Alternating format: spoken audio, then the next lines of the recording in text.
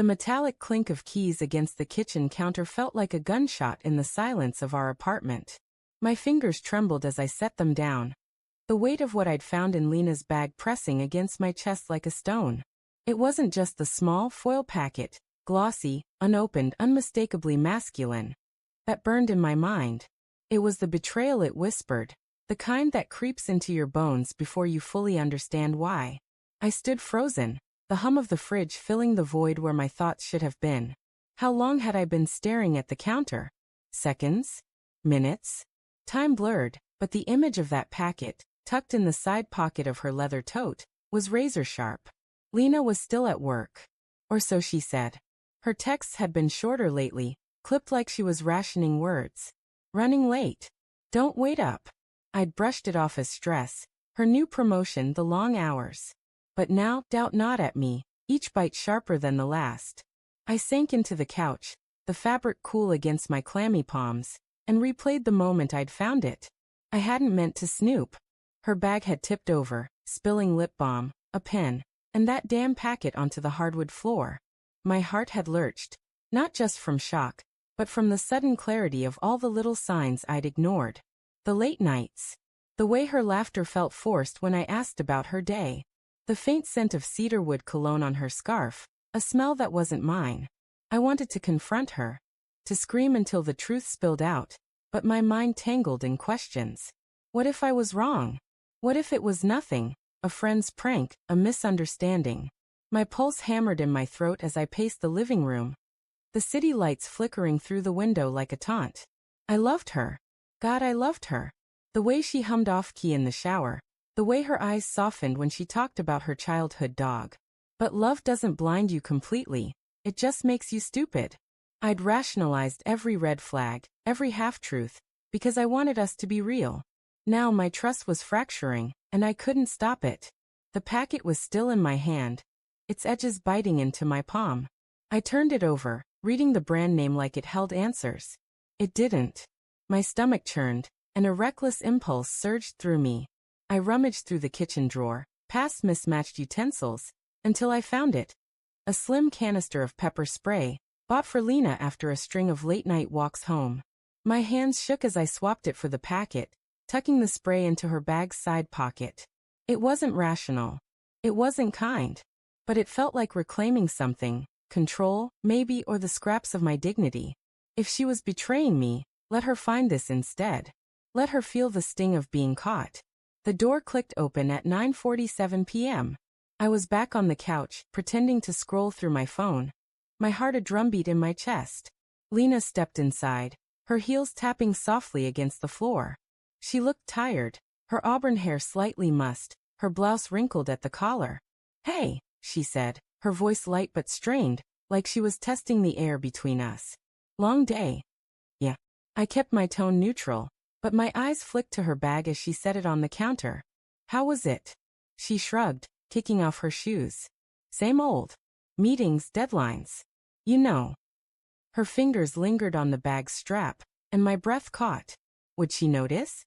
Would she reach for it now? But she didn't. She crossed to the fridge, pulling out a bottle of wine. "Want some?" I shook my head, my mouth dry. "I'm good."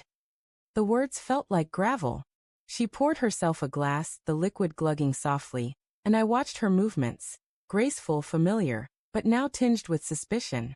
Every sip she took, every glance she avoided, felt like evidence piling up. I wanted to ask her outright, to demand the truth, but the words lodged in my throat. What if she lied? What if she didn't? We sat in silence, the TV flickering with some show neither of us cared about. My mind raced, replaying every moment of the past few months. The weekend she'd gone to a work conference, but forgot to mention the hotel's name. The way her phone was always face down now, its screen lighting up with notifications she dismissed too quickly. I told myself it was nothing. I told myself I was paranoid. But paranoia doesn't leave physical evidence in a bag. "Lena," I said finally, my voice low, almost swallowed by the hum of the TV. She turned, her eyes meeting mine, and for a moment, I saw something. Guilt? Fear? Or was I projecting? "You ever feel like we're not us anymore?" Her brow furrowed, and she set her glass down with a soft clink. What do you mean? Her tone was careful, like she was stepping around broken glass. I don't know. I leaned forward, elbows on my knees, staring at the floor. Just feels like there's something you're not saying. My heart pounded, but I kept my gaze steady, searching her face for a crack in her composure. She laughed, a sharp, nervous sound that didn't reach her eyes. You're overthinking, Matt. Work's been crazy, that's all. She reached for her glass again, her fingers trembling slightly. I wanted to believe her. I wanted to believe the woman who'd cried in my arms when her dad got sick, who'd laughed with me over burnt pancakes on Sunday mornings. But the packet burned in my memory, and her words felt like smoke. The next morning, I woke to the sound of her rummaging through her bag. My pulse spiked as I lay still, pretending to sleep. What the hell? She muttered, her voice sharp with confusion. I cracked one eye open, watching as she pulled out the pepper spray, turning it over in her hands. Her face paled, and she glanced toward the bedroom, her expression unreadable. Shock, maybe, or something darker. Everything okay? I called, sitting up, my voice casual but my chest tight. She froze, then forced a smile, slipping the canister back into her bag. Yeah, just thought I lost something. Her eyes didn't meet mine, and the air between us thickened with unspoken truths.